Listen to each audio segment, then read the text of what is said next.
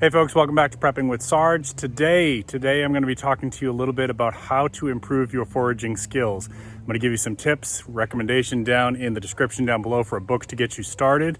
And this is part of the 30 Days of Preparedness collaboration. Please make sure you check the description for all of the channels that are participating in this. Please check them out. Go ahead and subscribe. Tell them that Prepping with Sarge sent you. And also in that description there below, you will see a list and schedule of the videos as part of the 30 Days of Preparedness collaboration. Really appreciate you. We're gonna have some fun today. Stay with me now.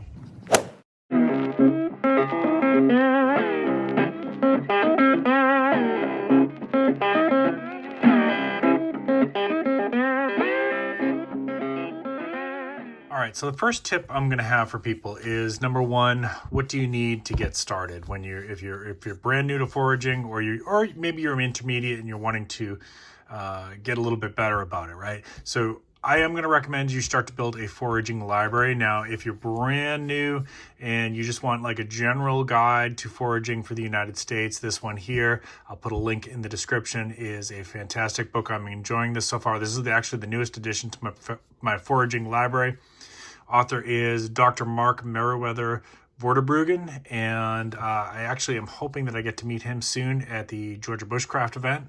So if he is there, I'm going to try to get him to sign my book here and see if I can get a picture for you, maybe for Instagram. So watch out for that. But anyways, before I get too far off track, I recommend you get a general guide for the country that you live in, right? So this is good for United States. And then I want you to get a couple books for your area, right? So I live in the South Carolina, so I'm looking for anything in the Southeast, right? Or Carolina's foraging, right? Is what I'm looking for. And I recommend you start to mark them up either with highlighters or Post-it tabs or sticky notes, however you want to do it. So I like to go through and I mark ones that I have already found, or maybe sometimes I use a different color code for ones that I'm looking for, right? And you can highlight in your books, you can write in them. Actually, I encourage you to do so. So those are two things. I do not recommend that people learn from apps. I do not. And every time we have this discussion, whether it be on a prepper forum or something like that, somebody will come along with a smart aleck comment about, well, I've been using them and I haven't had any problems. My answer to that is yet. Y-E-T, because I've tested them all and they say, oh, this one's better.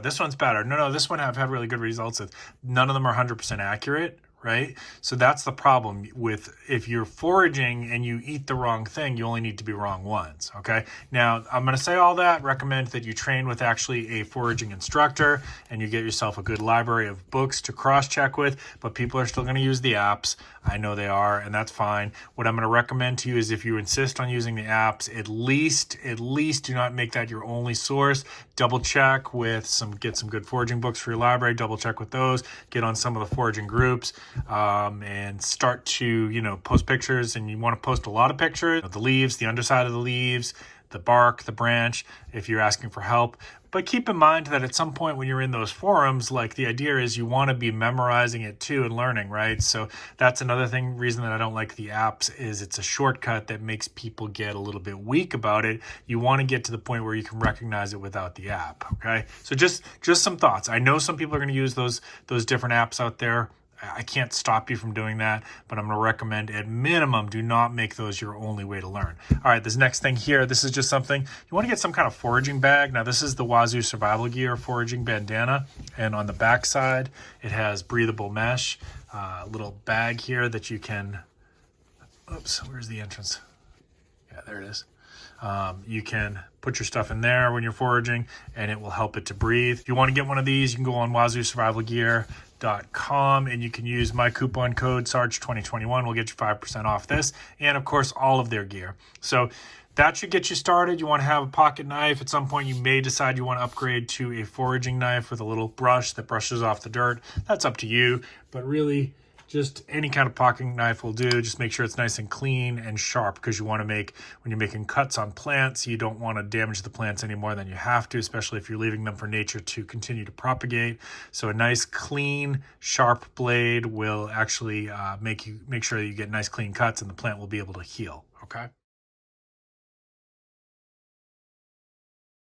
All right, now here we have a very small patch of coral fungi This is edible, and this is very, very small. It would be hardly even worth your effort, but I just want to show it to you. It's actually very, very soft to the touch.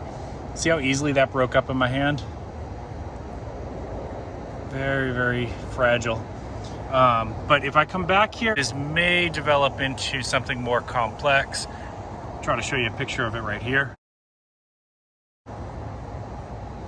That's coral fungi, and this is just, you always got to keep your eyes down when you're walking along, whether on a trail or maybe even just in your neighborhood, and you're just looking for something that stands out. See how that stands out against the backdrop there?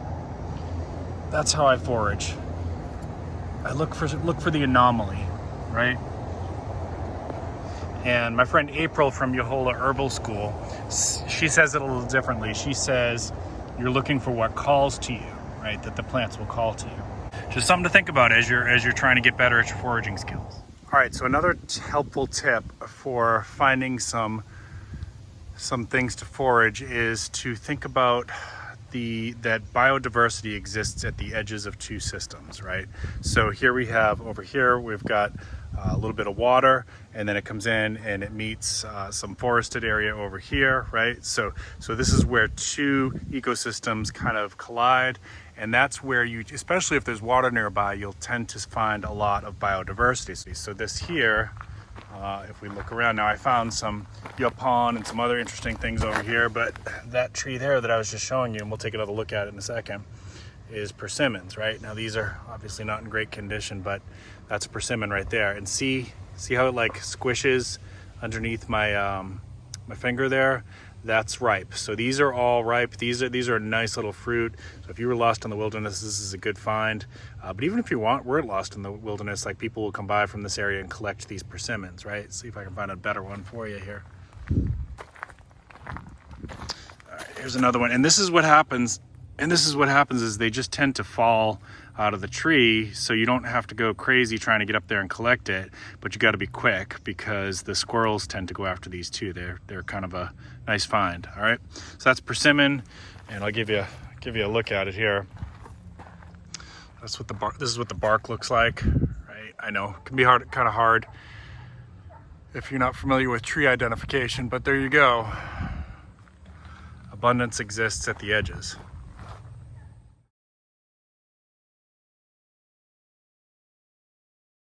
All right, so now the next thing is I want you to try to, as you're going about in your walks and doing your hiking and things like that, at least, in the areas that are close enough to your home that you think you might be foraging from, you want to start to think about memorizing just five at first, 5 of the more common plants in your area, right?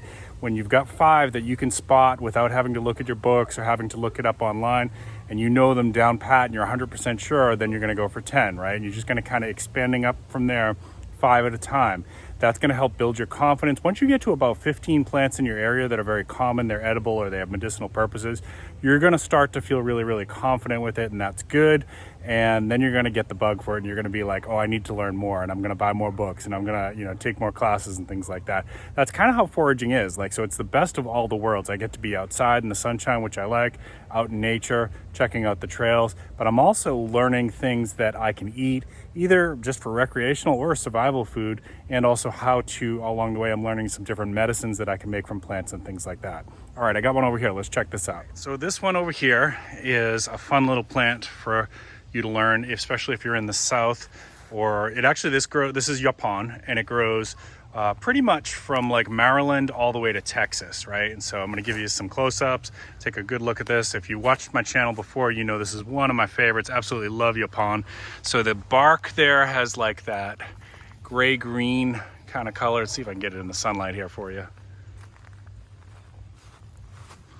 All right, so it's got like a very gray-green kind of color for you, but the leaves is what makes this one so easy to identify, right? So let me give you a good close-up of these leaves.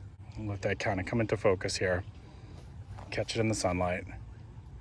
So it's got those soft serrations. Once you spot that, it's pretty easy to identify. Now, what makes this one fun?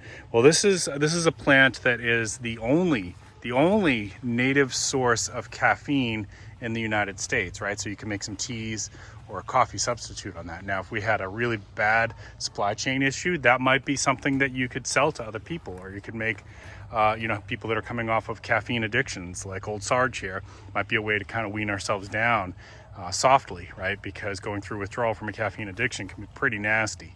So this is a good one to know, Yaupon. And I've shown you a couple of videos in the past on how to make the tea with this. I'll try to put a link for those somewhere up here so you can check that out if you've never seen it before. But Yaupons are a great little plant to know, super easy to identify, and once you've got it, you're gonna spot it everywhere. All right, folks, that's pretty much going to do it for today. I hope you enjoyed this. I hope this gets you started on your foraging adventures. Again, please remember to check the description down below for some links, discount codes, and also all the information you need to continue following the 30 Days of Preparedness collaboration. Really appreciate you if you enjoyed this video at all. If you've gotten any value out of it, please consider giving it a thumbs up, subscribing, sharing with your friends. I hope to see you next time. Keep planting your seeds, keep stacking your silver. This is Prepping with Sarge.